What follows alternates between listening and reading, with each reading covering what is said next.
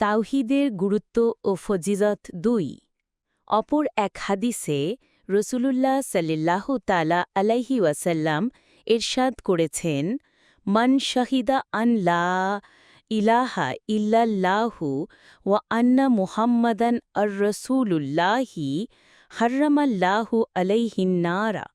অর্থাৎ, যদি কোনো ব্যক্তি এ মর্মে সাক্ষ্য দেয় যে আল্লাহ ছাড়া কোনো ইলাহ নেই এবং হজরত মোহাম্মদ মুস্তাফা সাল্লাল্লাহু তাআলা আলাইহি ওয়াসাল্লাম আল্লাহর রসূল, তবে আল্লাহ তাআলা তার ওপর দোজখের আগুনকে হারাম করে দেবেন।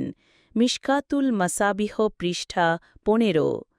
আরেক হাদিস শরীফে রসূলুল্লাহ সাল্লাল্লাহু তাআলা আলাইহি ওয়াসাল্লাম ইরশাদ করেছেন, মাফাতিহুল জান্নাতি শাহাদাতু আন লা ইলাহা ইল্লাল্লাহু।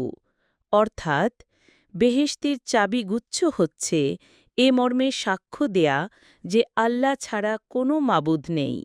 মিশকাতুল মাসাবিহ পৃষ্ঠা ১৫।